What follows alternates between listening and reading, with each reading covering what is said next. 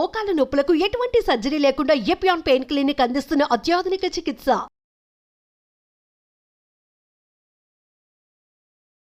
Cancer, వామ్మో పదం వింటేనే చాలా భయంగా ఉంది.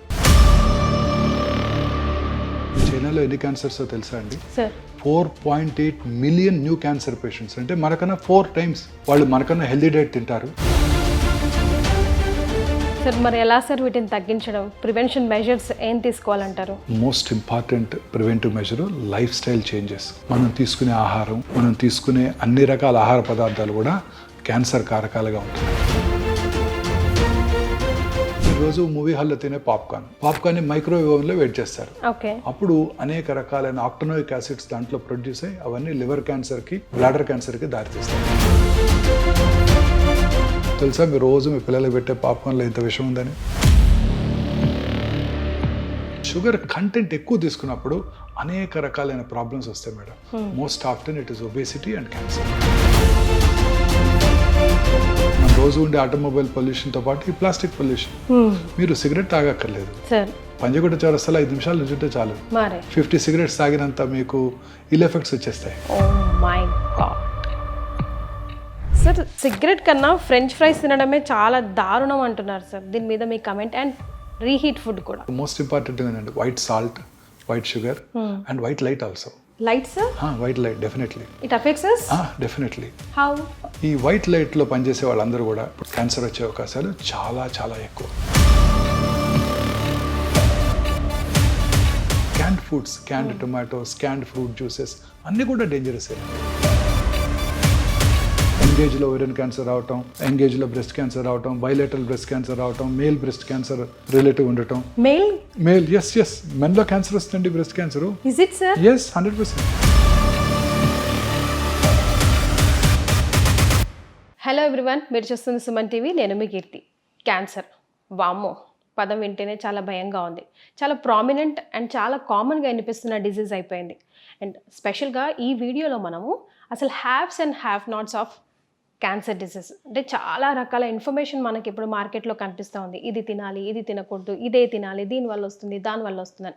ఈ వీడియో ద్వారా మీకు గన్ షాట్ ఆన్సర్ దొరుకుతుంది. బికాస్ నా ఎదురుగుండా కూర్చున్నారు ప్రముఖ ఆంకాలజిస్ట్ డాక్టర్ మోహన్ వంశీ గారు. నమస్తే సార్. నమస్తే అండి. Sir, as I just said, చాలా మోస్ట్ కామన్ డిసీజ్ అండ్ చాలా ప్రామినెంట్ అయిపోయింది. ఆఫ్టర్ కరోనాతో అసలు ఎక్కడో విన్న దాని గురించి చాలా తరచుగా వింటున్నట్టుగా అనిపిస్తుంది sir. Different types of cancer అయినప్పటికీ కూడా గ్రాస్లీ అండర్ రిపోర్టెడ్ అండి.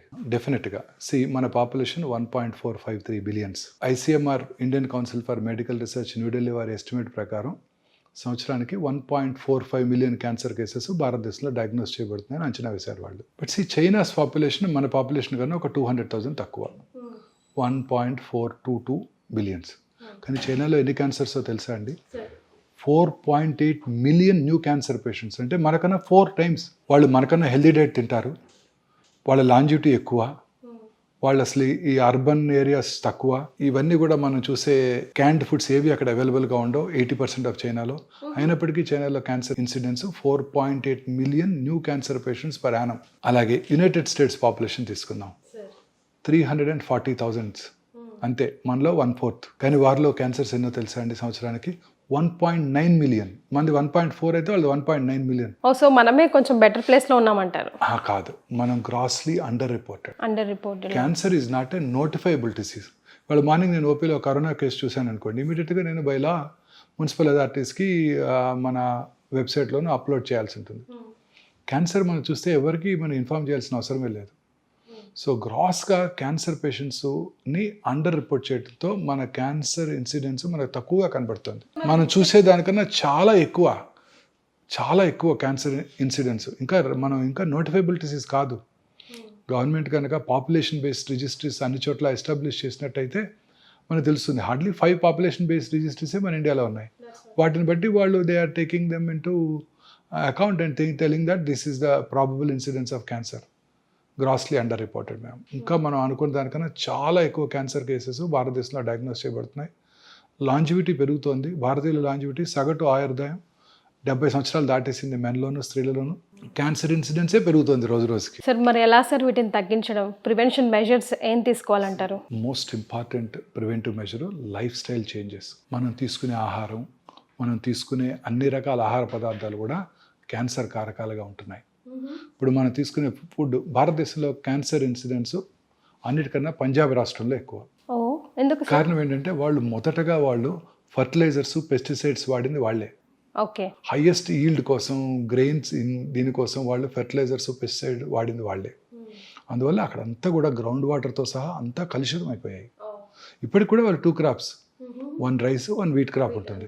వాళ్ళకి మనలాగా తుఫాన్లు ఉండవు, చక్కటి క్రాప్ వస్తుంది. Richest state in the country. So richest state, obviously they eat rich food, lot of fatty food, processed meats, processed foods, alcohol, drugs, in addition to fertilizers, pesticides. No wonder పంజాబ్లో cancer incidence చాలా ఎక్కువగా ఉంది. So ఈ processed foods అన్నీ కూడాను హానికరం అండి. ఉదాహరణకి జస్ట్ సింపుల్ తీసుకుందామండి, మీరు రోజు మూవీ హాల్లో తినే పాప్కార్న్ మైక్రోవేవ్ ఓవెన్లో వెయిట్ చేస్తారు. ఓకే. అప్పుడు అనేక రకాలైన ఆక్టనోయిక్ యాసిడ్స్ దాంట్లో ప్రొడ్యూస్ అయ్యి అవన్నీ లివర్ క్యాన్సర్కి, బ్లాడర్ క్యాన్సర్కి దారితీస్తాయి. తెలుసా మీరు రోజు మీ పిల్లలకు పెట్టే పాప్కార్న్లో ఇంత విషయం ఉందని? లేదు సార్. మీరు రోజు కూల్ డ్రింక్స్ తాగేస్తుంటాం. ప్రపంచంలో అందరికన్నా ఎక్కువ కూల్ డ్రింక్స్ తాగేది మన దేశమే. యునైటెడ్ స్టేట్స్ కన్నా, యూరోప్ కన్నా ఎక్కువ తాగేస్తున్నాం కూల్ డ్రింక్స్. అన్ని కూల్ డ్రింక్స్లో కూడా మీరు ఎన్నో రిపోర్ట్స్ వచ్చాయి, దాంట్లో పెస్టిసైడ్స్ అవశేషాలు ఉన్నాయి, అన్ని రకాల అవశేషాలు ఉన్నాయి. అవే కాకుండా కూల్ డ్రింక్స్లో హై షుగరీ కంటెంట్ ఉంటుంది. ఈవెన్ డైట్ డ్రింక్స్లో కూడా షుగర్ కంటెంట్ ఎక్కువే ఉంటుంది. వీటన్నిటి వలన ఈ హై షుగర్, డెఫినెట్లీ షుగర్, చాలామంది అడుగుతుంటారు క్యాన్సర్ పేషెంట్స్ నన్ను, షుగర్ తీసుకుంటే క్యాన్సర్ పెరిగిపోతుందంట కదా, క్యాన్సర్ వచ్చిన వాళ్ళు షుగర్ తినకూడదంట కదా. అది కరెక్ట్ కాదు. అన్ని మితాహారం తీసుకోవాలి. ఎవ్రీథింగ్ ఇన్ మోడరేషన్ ఉండాలి. కానీ మోడరేషన్. మనకి కార్బోహైడ్రేట్ అవసరం, ప్రోటీన్ అవసరం, ఫ్యాట్ అవసరం, ఆయిల్ కూడా అవసరమే. సో ఈ షుగర్ కంటెంట్ ఎక్కువ తీసుకున్నప్పుడు అనేక రకాలైన ప్రాబ్లమ్స్ వస్తాయి madam. Most often it is obesity and cancer, in addition to cardiovascular diseases. చాలా కామన్గా చూస్తున్నామండి. సో ఈ కోలాస్ ఇవన్నీ కూడా మనం పూర్తిగా అవాయిడ్ చేయాల్సి ఉంటుందండి. ఈ కోలాస్ అన్ని కూడా అన్ని రకాల షుగరీ డ్రింక్స్. ఇప్పుడు పాప్కార్న్ అన్నారు కదా సార్, ప్రాబ్లం పాప్కార్న్ తోనా లేకపోతే ఓవెన్ లో చేయడం వల్ల? ఓవెన్ లో చేయడం వల్ల. That's what we have to, because oven big no. అలాగే దిస్ నాన్ స్టిక్ ప్యాన్స్, వాటిలో ఉండే మనం దోశ వేసినప్పుడల్లా దాంట్లో ఉండే కెమికల్ మన దోశలోకి వస్తుంది, దోశతో పాటు మనకు వస్తుంది. స్లో పాయిజనింగ్ అన్ని రకాలుగా కూడా.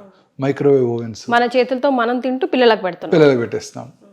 ప్లాస్టిక్ సెషెస్లో మనం స్టోర్ చేస్తున్నాము, ప్లాస్టిక్ కప్స్లో మనం తాగుతున్నాము coffee.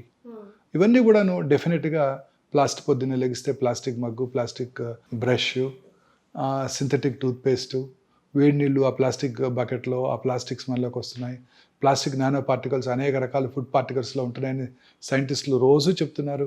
Food scientist, food safety authorities అనేక రకాలైన ఈ ప్లాస్టిక్ యూసేజ్. మార్నింగ్ లేవగానే కార్లోకి వెళ్ళగానే it's all full of plastic inside. మన సమ్మర్ హీట్లో ఆ ప్లాస్టిక్లో ఉన్న కొన్ని సబ్స్టెన్సెస్ ఎవాపరేట్ అయ్యి అవన్నీ టాక్సిక్ గ్యాసెస్ మనం రోజు ఇన్హేల్ చేస్తున్నాం. In addition to automobile pollution, మన రోజు ఉండే ఆటోమొబైల్ పొల్యూషన్తో పాటు ఈ ప్లాస్టిక్ పొల్యూషన్. మీరు సిగరెట్ తాగక్కర్లేదు, పంజగుట్ట చౌరస్తాలో 5 నిమిషాలు నుంచుంటే చాలు, 50 సిగరెట్స్ తాగినంత మీకు ఇల్ ఎఫెక్ట్స్ వచ్చేస్తాయి. సో అన్ని రకాలుగాను ఈ ఆటోమొబైల్ పొల్యూషను, ఫుడ్ పొల్యూషను, ఇవన్నీ కూడా మనకు అనేక రకాలుగా క్యాన్సర్ అవడానికి దోహదం చేస్తున్నాయి. అన్ని రకాల ఇండస్ట్రీస్ అండి. ఇప్పుడు ఉదాహరణకి రామగుండమే తీసుకుందామండి. Open cast mines, coal burn చేయడం జరుగుతుంది. Thermal power plant vicinity 1 kilometre ఉన్న వాళ్ళందరూ కూడా క్యాన్సర్ వచ్చే అవకాశాలు ఎక్కువ ఉంటాయండి. ఫర్టిలైజర్ ప్లాంట్, గ్రానైట్ కింద అండర్ గ్రౌండ్లో, ఇవన్నీ కూడాను క్యాన్సర్ కారటానికి దోహదం చేస్తున్నాయండి. సరే, ఇవన్నీ అవాయిడ్ చేయలేమే కదా మనం? అన్ని అవాయిడ్ చేయలేము. మరి ఇంకేం చేయాలి? స్లోగా అనేక దేశాలు వీటిని అన్నింటిని అవాయిడ్ చేస్తున్నాయండి.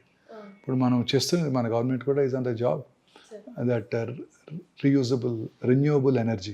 సో ఇదంతా కూడాను అన్ని రకాల ఇన్సెంటివ్స్ ఇస్తున్నారు కదండి. సోలార్ ప్యానెల్స్ పెట్టుకుంటే ప్రతి హౌస్ మీద సోలార్ ప్యానెల్ పెట్టుకోవడానికి, సో దట్ ఫ్యూచర్లో థర్మల్ పవర్, అటామిక్ పవర్ పూర్తిగా అవాయిడ్ చేసుకోవడానికి, ఇవన్నీ కూడా మనకి యూస్ఫుల్ అవబోతున్నాయి. సార్, సిగరెట్ కన్నా ఫ్రెంచ్ ఫ్రైస్ తినడమే చాలా దారుణం అంటున్నారు సార్, దీని మీద మీ కమెంట్? అండ్ రీహీట్ ఫుడ్ కూడా. Yes, so reused oils, reheated foods, especially non vegetarian items, French fries, ఇవన్నీ కూడా డేంజరస్ అండి. I will just enumerate 7 white substances అండి. First one is white bread అంటే మైదాతో చేస్తారండి. ఇది వైట్ ఫ్లోర్ అంటే మైదానే. ఈ మైదా తయారీలో అనేక రకాలైన కెమికల్స్ వాడుతుంటారండి. ఆ కెమికల్స్ అన్నీ కూడా కార్సినోజెన్సే. అన్ని రకాల కెమికల్స్ కూడా కార్సినోజెన్సే. మైదా తయారీ అంతా కూడా కెమికల్ కార్సినోజన్స్. సార్ కానీ మనకన్నా వెస్టర్న్ కంట్రీసే కదా సార్ వైట్ ఫుడ్ మీద ఈ మైదా స్పెషల్లీ బ్రెడ్స్ మీద ఎక్కువ అందుకే కదండి అక్కడ క్యాన్సర్స్ చాలా ఎక్కువనే అంటారు. ఇప్పుడు చూసాం కదా యునైటెడ్ స్టేట్స్. మరి ఇప్పుడు వాళ్ళు ఎలా డెవలప్డ్ అయ్యారు, మనం ఇంకా అండర్ డెవలప్డ్ ఎందుకున్నాము? That is different. వాళ్ళు తీసుకునే ఫుడ్ ఐటమ్ వల్లే వాళ్ళ క్యాన్సర్స్ ఎక్కువ వస్తున్నాయి. ఇప్పుడు మీకు యునైటెడ్ స్టేట్స్లో 300,000 పాపులేషన్కి 1.9 మిలియన్ క్యాన్సర్స్, చాలా ఎక్కువ కదండి. చాలా. అర్బనైజేషన్ పెరిగే కొద్దీ క్యాన్సర్ ఇన్సిడెన్స్ పెరిగిపోతుంది. సో ఈ white flour, white rice is ఆ స్టేపుల్ ఫుడ్. అవునండి, దాని దంపుడు బియ్యం తింటాం బెటర్. హ్యాండ్ పౌండ్ రైస్ ఇవి చాలా 100 రెట్లు బెటర్. మా చిన్నప్పుడు కూడా దంపుడు బియ్యమే అందుబాటులో ఉండేది. సో మీరు చూసుంటుంది పిల్లలు కాబట్టి. సో దంపుడు white rice, white pasta, white potatoes even definitely.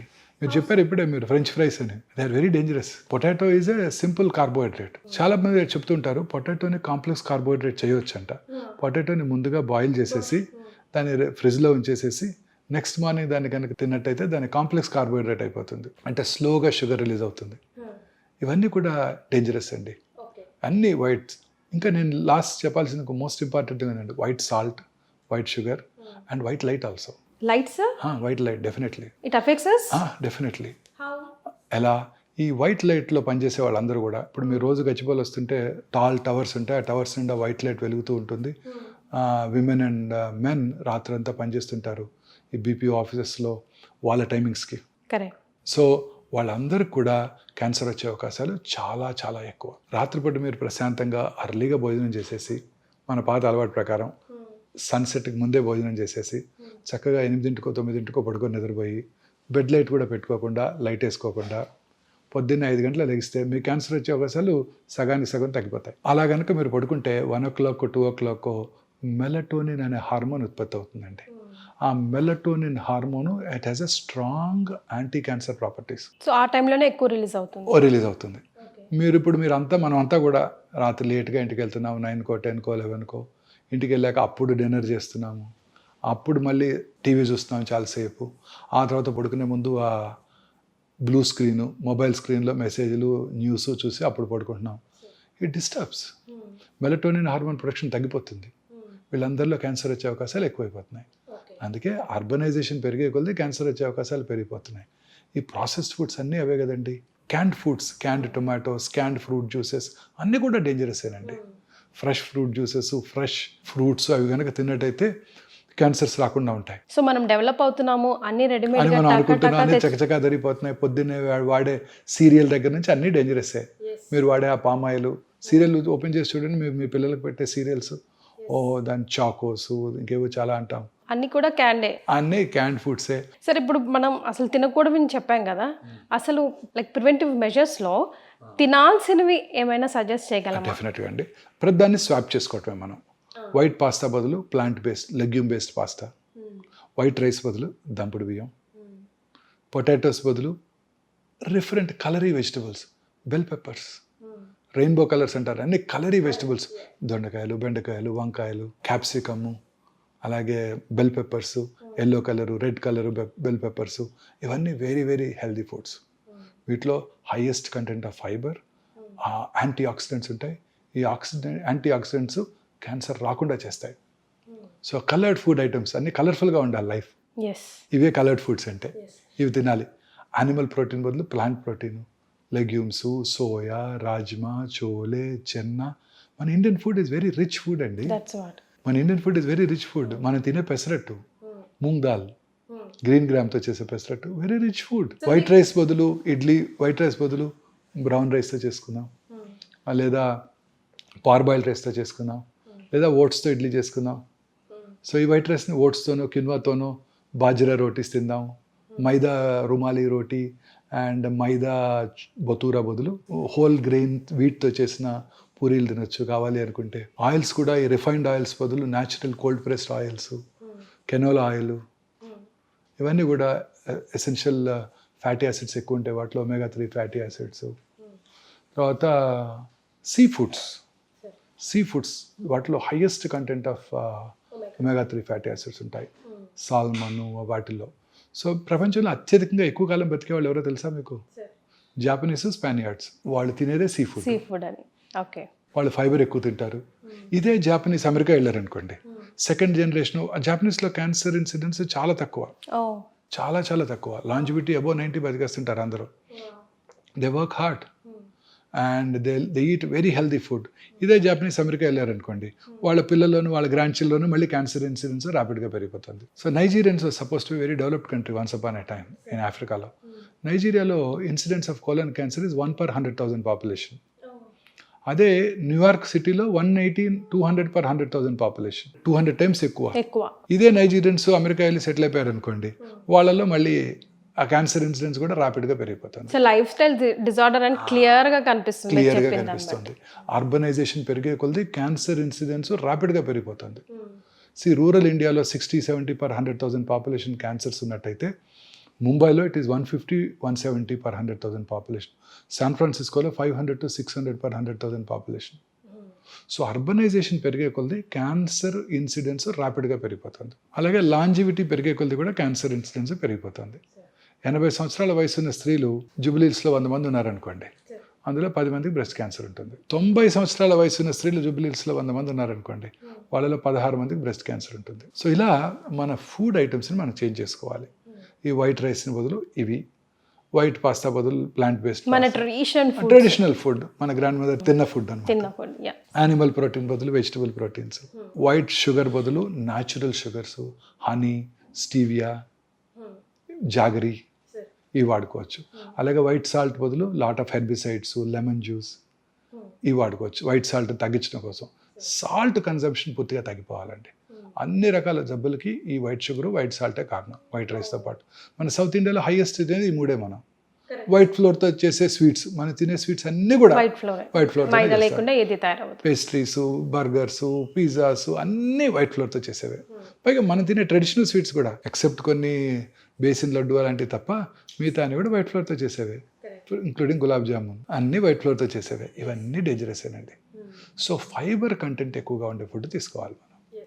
ఇదే తీసుకున్నట్టయితే డెఫినెట్గా మనం క్యాన్సర్ రాకుండా చేసుకోవచ్చు. మన పిల్లలు ఎప్పటి నుంచే ప్రమోట్ చేయాలి, మన గ్రాండ్ చిల్డ్రన్ పిల్లల్లోనూ ఇప్పటి నుంచే ప్రమోట్ చేయాలి ఈ habits.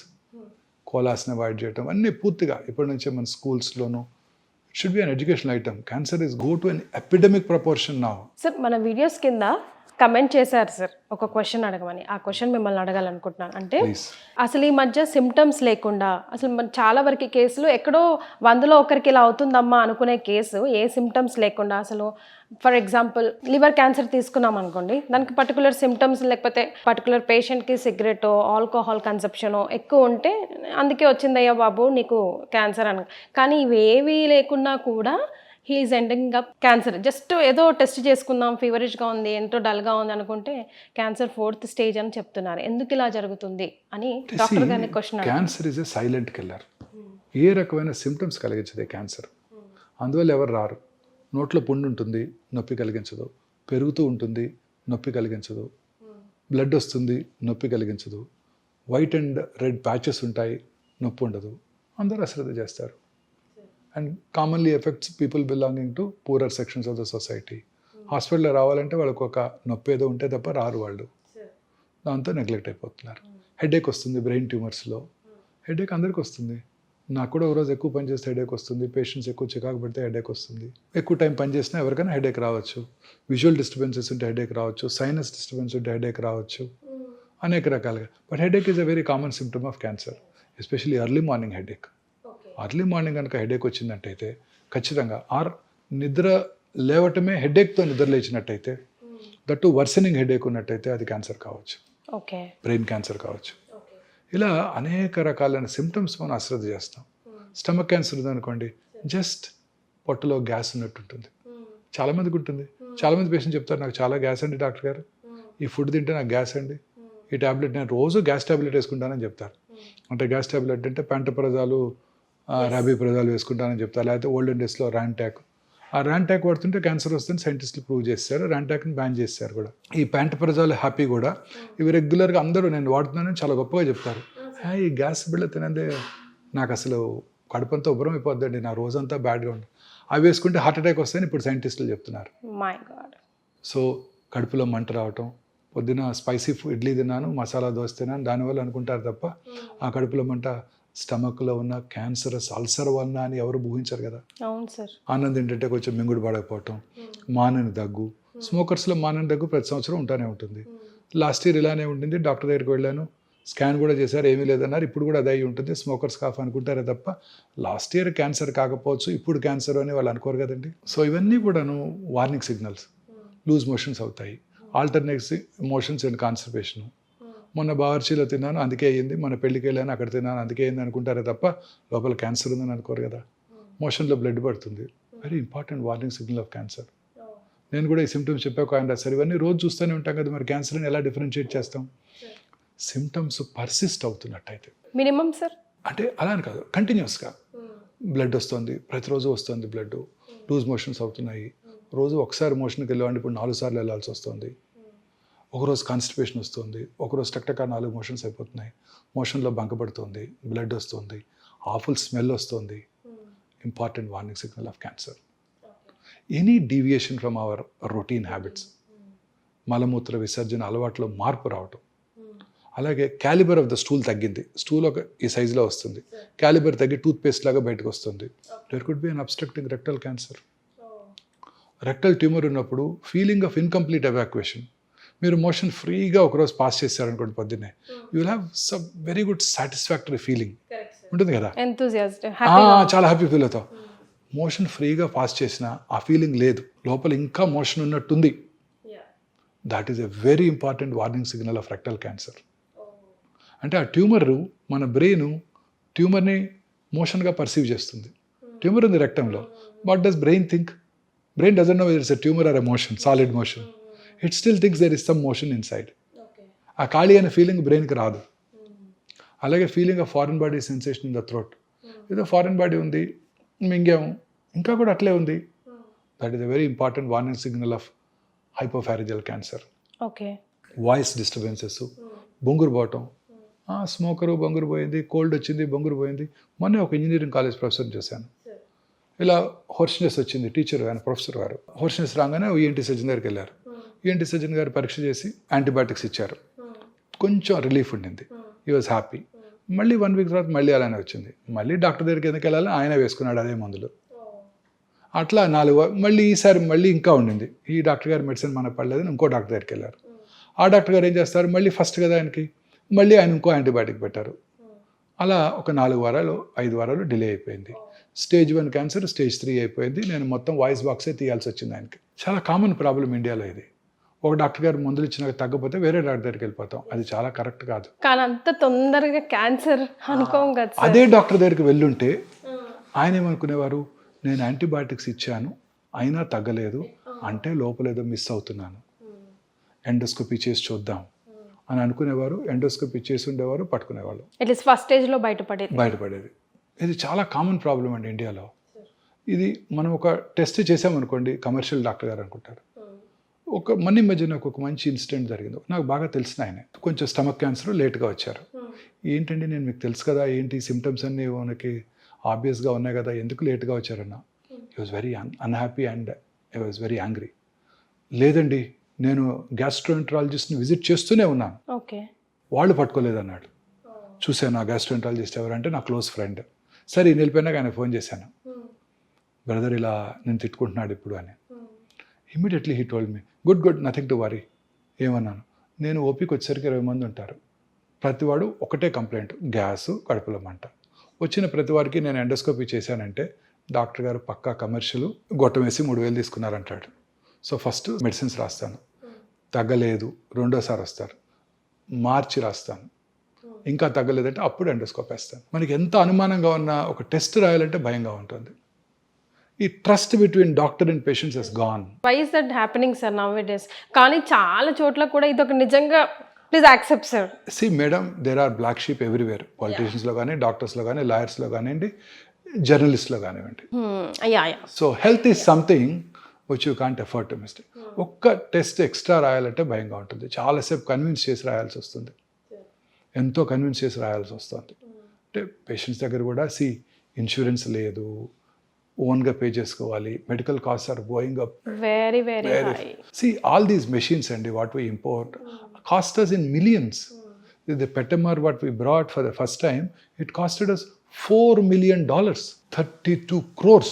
On top of it, 38% customs tax కట్టాలి గవర్నమెంట్కి. ఇక్కడికి రావాలంటే ఆ మెషిన్ ఇండియాకి రావాలంటే దే ఆర్ ప్రొహిబిటివ్లీ ఎక్స్పెన్సివ్. మీరంతా కూడా పిల్లలంతా కూడా మీరు 50 to 1 crore ఇన్సూర్ చేసుకోవాలి. రాబోయే మెడిసిన్స్ అంతా కూడా ఇదే కాస్ట్లీ ఉండిపోతున్నాయండి. అంకాలజీలో కాదు, మిగతా వాటిలో కూడా అన్నీ కూడా మోనోక్లోనల్ యాంటీబాడీస్ వచ్చేస్తున్నాయి, టార్గెటెడ్ థెరపీస్ వస్తున్నాయి. They are prohibitively expensive beyond the reach of a rich man, common man కాదు. అండ్ అవన్నీ కూడా మనం ఇంపోర్ట్ చేసుకోవాలి. వాటికి పేటెంట్ లాస్ అప్లై అవుతాయి. మనం India is a signatory to patents treaty that to protect intellectual property rights.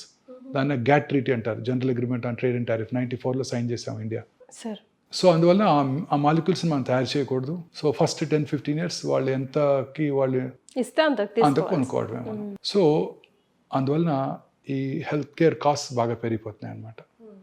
So అలాగే క్యాన్సర్లో కూడా ఇంకా అనేక రకాలైన మనకి ప్రివెంటివ్ మెజర్స్ ఉన్నాయండి క్యాన్సర్లో. లైఫ్ స్టైల్ ఫ్యాక్టర్సే కాకుండా ఇంకా చాలా ఉన్నాయండి. ఫర్ ఎగ్జాంపుల్ అందులో ముఖ్యమైనది జెనెటిక్ ఫ్యాక్టర్స్. యాంజెలినా జోలీ పేరు విన్నారు కదా, మిస్ యాంజెలినా జోలీ. 2011లోనే అంటే 13 years బ్యాక్ వారు 2 బ్రెస్ట్లు 2 ovaries తీయించేసుకున్నారు. She was positive for BRCA1 BRCA2 mutations, gene mutations positive ఉండబట్టి. ఏ ఏజ్లో చేసుకోవాలి సార్ అట్లా టెస్ట్లు మనం? అదే దానికి డెఫినెటివ్ ఇండికేషన్స్ ఉన్నాయి. Hereditary breast ovarian cancer syndrome, ఆ 2 పాజిటివ్ ఉంటే 100% బ్రెస్ట్ క్యాన్సర్ వస్తుంది, 90% ఓవేరియన్ క్యాన్సర్ వస్తుంది. సో ముందే తీయించేసుకున్నారు. దట్స్ బెటర్ అంటారా సార్? సజెస్టబుల్.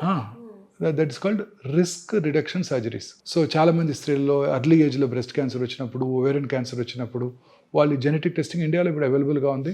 ఒకప్పుడు 3.5 లక్షలు ఉండేది, ఇప్పుడు 7-8 వేలకు చేసేస్తున్నారు. చేయించుకోవడం ద్వారా ఆ క్యాన్సర్ అవటాన్ని, ఈ జన్యుపరమైన మ్యూటేషన్ ఈ స్త్రీలో ఉందా లేదా తెలిసిపోతుంది. తద్వారా మనం రిస్క్ రిడక్షన్ సర్జరీ చేసుకోవడం ద్వారా క్యాన్సర్ రాకుండా చేసుకోవచ్చు. అసలు ఎలా తెలుసుకోవాలి సార్ మన జీన్లో ఉందా లేదా? Blood test.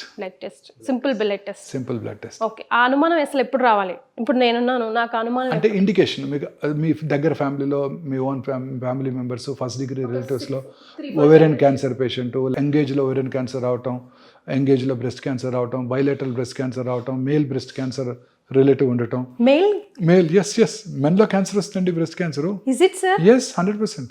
నేను ఎక్కడో చదివాను కానీ అనుకున్నాను. లేదండి, మగవాళ్ళు కూడా బ్రెస్ట్ క్యాన్సర్ వస్తుంది. మన దగ్గర ఉన్నాయా sir? So many cases. Oh my God. Breast cancer రావడానికి ముఖ్యమైన risk factor feminine gender. But మెన్లో కూడా బ్రెస్ట్ గ్లాండ్స్ ఉంటాయి, ఎట్రోఫీ అయిపోతాయి, వాళ్ళలో కూడా క్యాన్సర్ వస్తుంది. సో అందుకని మెన్ కూడా వాళ్ళ నిప్పుల కింద, ఏరియాల కింద లంప్ ఉన్నట్టయితే అశ్రద్ధ చేయకుండా ఆంకాలజిస్ట్ చూపించుకోవడం మంచిది. అండ్ ప్రోగ్నోసిస్ ఈ సేమ్, అర్లీగా డయాగ్నోస్ చేస్తే తొందరగా క్యూర్ అవడానికి అవకాశం ఉంది. మెన్లో ఫ్యాట్ ఉండదు కాబట్టి డైరెక్ట్గా మజిల్లోకి వెళ్ళిపోతుంది, సో తొందరగా పాకిపోతుంది. సో చాలా కేర్ఫుల్గా ఉండాలి. ఇవన్నీ చాలా ఇంపార్టెంట్ అండి. ఎన్విరాన్మెంటల్ ఫ్యాక్టర్స్ ఆల్రెడీ మాట్లాడేసాము. తర్వాత ఫ్రెష్ ఫ్రూట్స్, వెజిటబుల్స్ డిస్కస్ చేసాము. Regular exercise very important. ఊబకాయం ఉన్న వాళ్ళందరిలో కూడా క్యాన్సర్ ఉంటుంది. లీన్ బాడీ మాస్ మెయింటైన్ చేసినట్టయితే క్యాన్సర్ రాకుండా చేసుకోవచ్చు సన్నగా ఉండేవాళ్ళు. కానీ ఇంకొకది ఉంది, సన్నగా పొడుగ్గా ఉండే స్త్రీల్లో బ్రెస్ట్ క్యాన్సర్ ఇన్సిడెన్స్ పొట్టిగా ఉండే వాళ్ళకన్నా ఎక్కువ అంట. హైట్ పీపుల్నే కదా సార్ అందరూ ఇష్టపడతామా? మళ్ళీ ఇదో ట్విస్ట్ మళ్ళీ ఎందుకు సార్ అలాగా? We really don't know, these are epidemiological data. Okay. So అలాగే ఇంకొన్ని జెనెటిక్ ఫ్యాక్టర్స్ ఉన్నాయండి.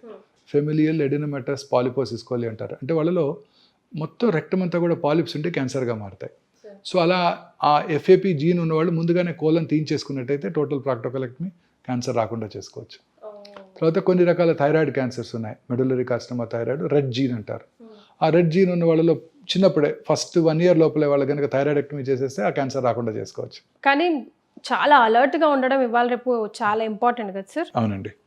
తర్వాత ఈ చాలామంది స్త్రీలు కొన్ని రకాల హార్మోన్స్ తీసుకునేవాళ్ళు ఇంత ముందు కాలంలో. హార్మోన్ రిప్లేస్మెంట్ థెరపీ అనేవారు.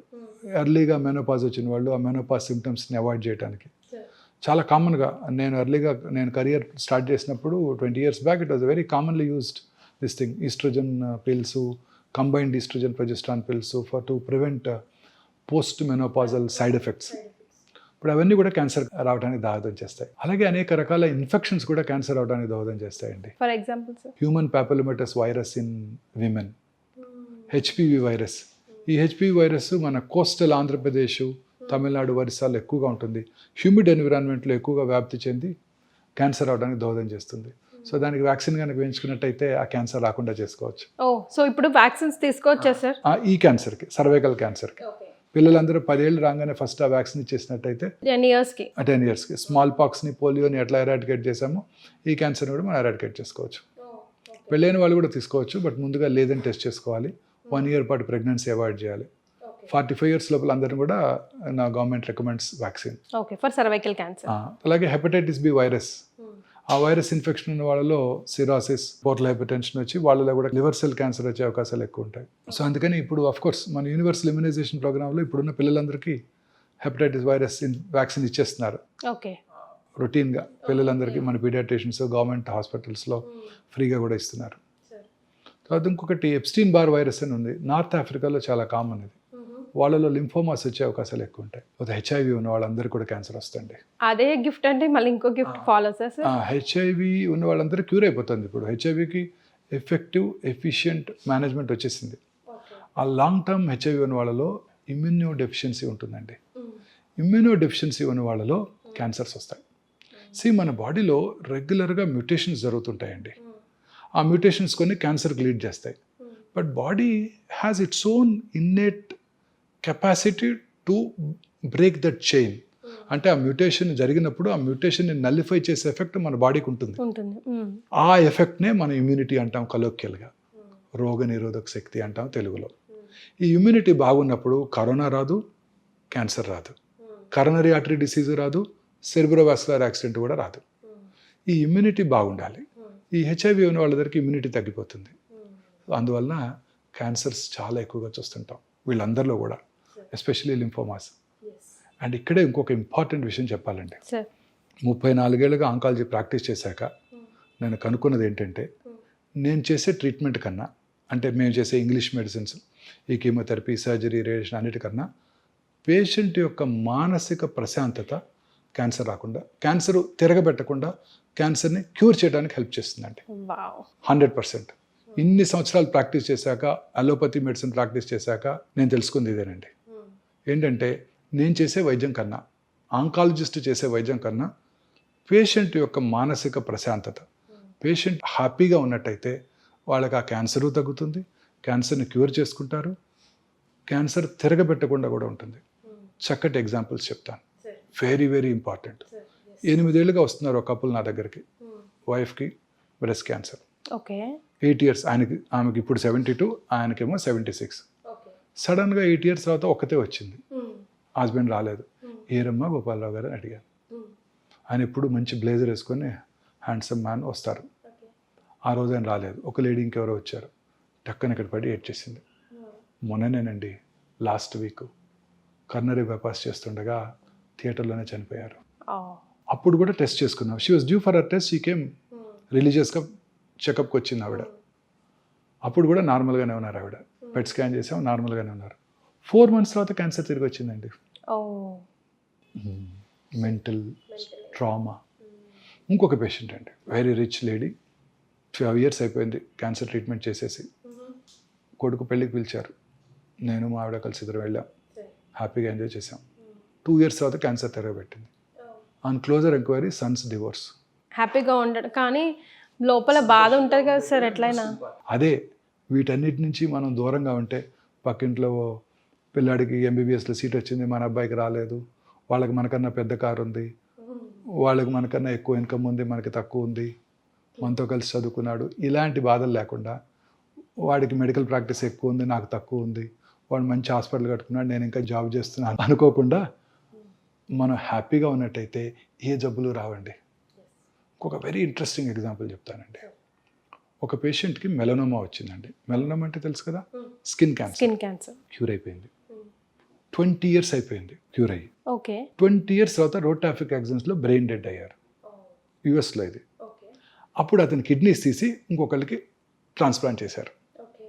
కిడ్నీ ట్రాన్స్ప్లాంట్ చేస్తే వాట్ ఈజ్ అవర్ న్యాచురల్ ఇమీడియట్గా మనకి జరిగే ప్రాసెస్ ఏంటండి, ఆ రెసిపియంట్లో కిల్లర్ సెల్స్ ఉంటాయి, టీ సెల్స్ అంటాం. ఆ T cells will mount an immune response against the grafted kidney. Transplanted kidney మీద ఎఫెక్ట్ చూపించి ఆ కిడ్నీని పుష్ చేసేస్తాయి. అందుకని ప్రతి ట్రాన్స్ప్లాంట్ పేషెంట్కి కూడా ఇమ్యూనో సప్రెసివ్ థెరపీ ఇస్తారు. కిడ్నీ ట్రాన్స్ప్లాంట్ చేసుకొనివ్వండి, హార్ట్ ట్రాన్స్ప్లాంట్ చేసుకొనివ్వండి, లివర్ ట్రాన్స్ప్లాంట్ చేసుకొనివ్వండి, వాళ్ళందరికీ కూడా ఇమ్యూనోసప్రెసివ్ థెరపీ ఇస్తారు.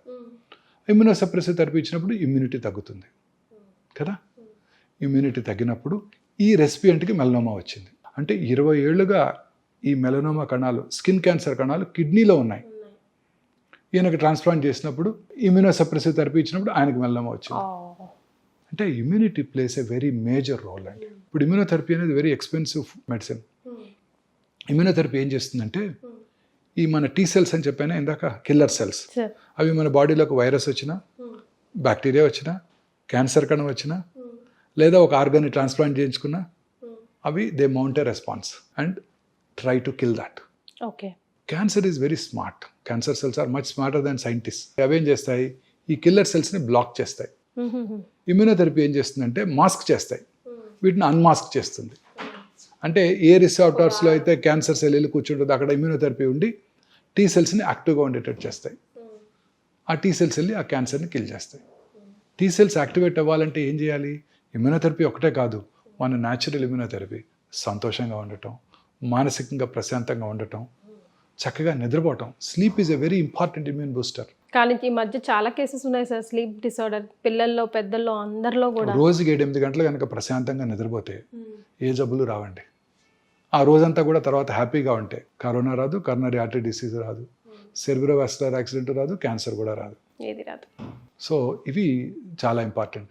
మానసిక ఆందోళన, తర్వాత స్ట్రెస్ మేనేజ్మెంట్, రెగ్యులర్ ఎక్సర్సైజెస్, ఇవన్నీ. తర్వాత ఈ ఇండస్ట్రియల్ పొల్యూషన్ అండి, aluminium industry, rubber industry, dye industry, batteries, nickel cadmium batteries, uranium, మొన్న యురేనియం మైనింగ్ని ఆంధ్రప్రదేశ్లో అడ్డుకున్నారు. ఇవన్నీ కూడాను టాక్సిన్స్ ఏనండి. రెగ్యులర్గా బార్బర్స్ రోజు ఒక 2-3 డై వేశారనుకోండి, అది కూడా toxicity.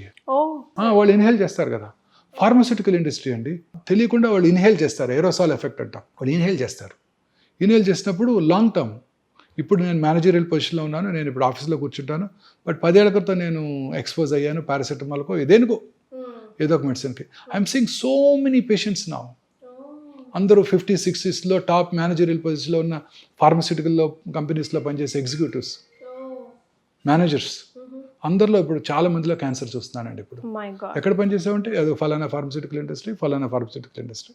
Hyderabad is the world capital of pharmaceutical industry. So no wonder we are getting so many patients from this pharmaceutical companies. Tarvata sun exposure is very important for us.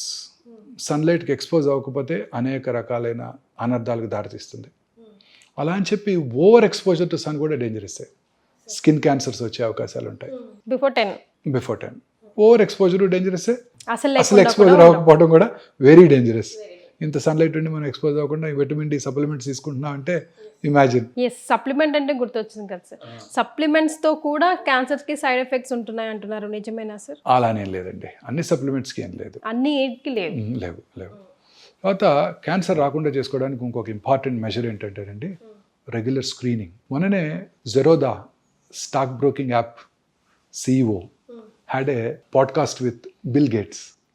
అప్పుడు ఆయన మీ health ఎలా maintain చేసుకుంటారని అడిగారు mister Kamath ఆయన్ని. అడిగితే అప్పుడు ఈ side I do a test called గ్రెయిల్ అన్నారు ఆయన. గ్రెయిల్ GRAIL.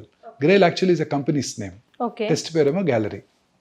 ఆ టెస్ట్ చేసుకుంటే, బ్లడ్ టెస్ట్ చేసుకుంటే నియర్ ఫ్యూచర్లో 50 టైప్స్ ఆఫ్ క్యాన్సర్ వచ్చే అవకాశాలు తెలిసిపోతాయండి. ఇంకా లేదు, ఇండియాలో అవైలబుల్ లేదు. బట్ ఇప్పుడు కొత్త కంపెనీస్ చాలా వచ్చేసాయి. ఇజ్రాయలీ బేస్డ్ టెక్నాలజీ ఒకటి మనకి ఇండియాలో అందుబాటులోకి రాబోతుందండి.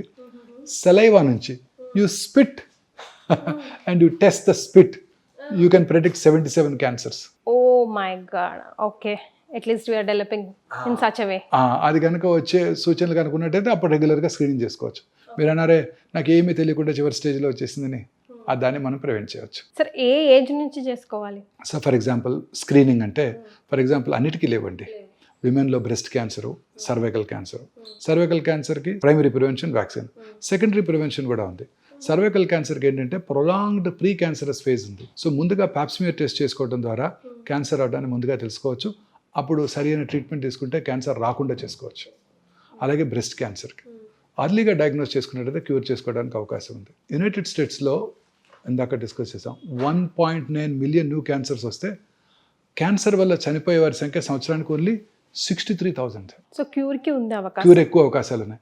ఇండియాలో half of the people are dying. 1.4 millions వస్తే 900,000 క్యాన్సర్ వల్ల చనిపోతున్నారు. సో మోర్టాలిటీ మనకి చాలా ఎక్కువగా ఉంటుంది. కారణం ఏంటంటే మనం లేట్గా డయాగ్నోస్ చేస్తున్నాం.